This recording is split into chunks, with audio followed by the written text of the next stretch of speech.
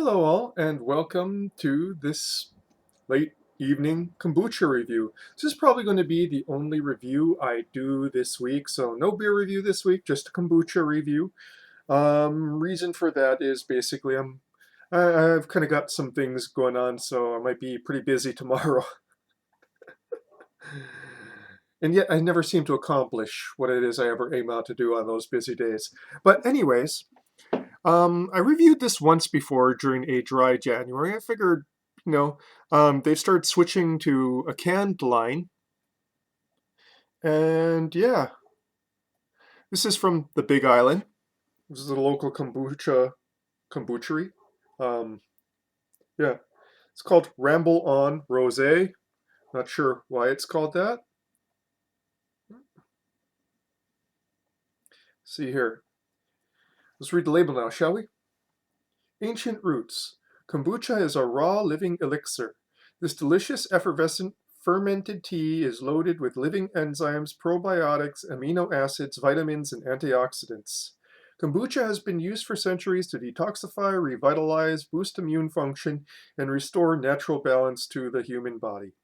Kind of need that right now. Our Booch. Big Island Booch kombucha is lovingly handcrafted in small batches using only the freshest and finest organic teas, fruits, and herbs, which are locally sourced whenever possible. Yeah. See here. Ingredients. Big Island Booch raw green tea, kombucha, cardamom, rose hips, hibiscus, rose extract, love, and aloha. Don't know what the FDA would think about love and aloha, because I don't think the FDA really has much stock in love and aloha.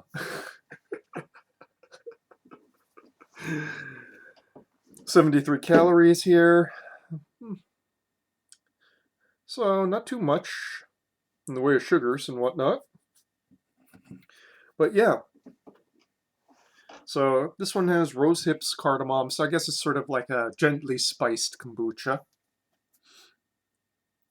I went and looked up the page. Seems like this place it's actually a fairly new thing. So they first went to business around 2013, so they're about 10 years old. Run by what is clearly a couple of hippies who do not update their web pages all that much, though whoever they have running their social media, you know, does update Facebook and Instagram fairly regularly. But I think it's like a secondhand thing because you don't really see like the founders all that much. You just kind of see like the events and products and that kind of stuff. Okay, so yeah, let's just go and pour this out.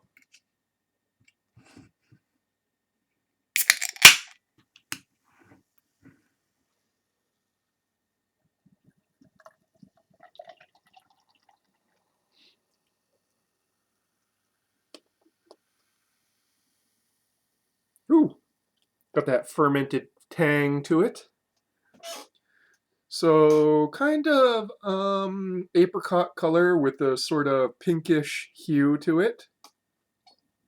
Carbonated, nicely carbonated, naturally carbonated, obviously. Boy, that's funky.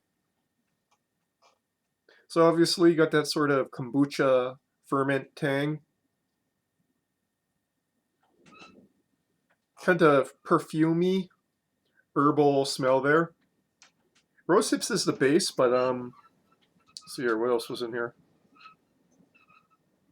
Yeah, I'd have to say the rose extract smells a little bit more than the rose hips. I'm getting too much of the hibiscus in the nose.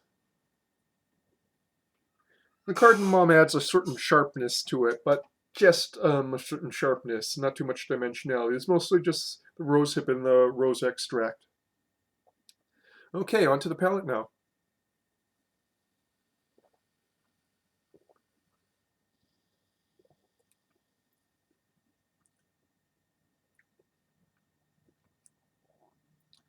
Much more mild than I was expecting.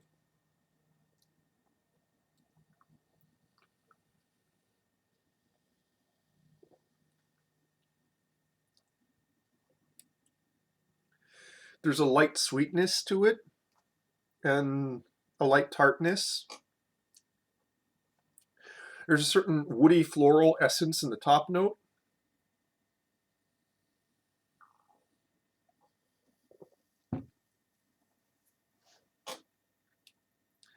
And an even stronger woodiness in the finish.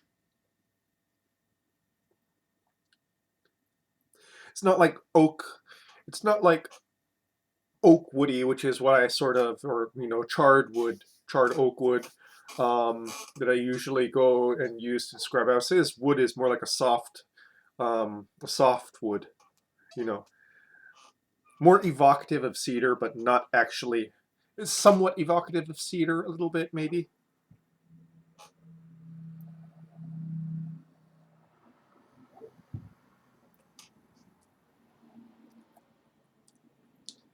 Maybe more evocative of like that Chinese medicine shop smell. If you ever walked into a Chinese traditional medicine shop, kind of has like this very woody and earthy, herbal smell to it. It's kind of like that lightly.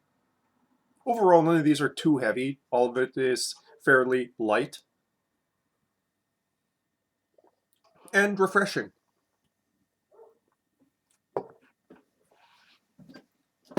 There's not actually even too, while the fermentation is pretty big on the nose, it's pretty light on the palate.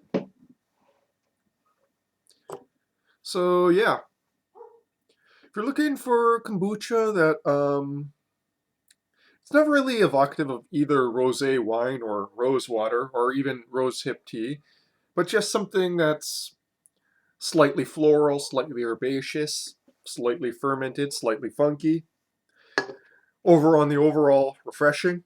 This one you might want to go and try if you are into kombucha.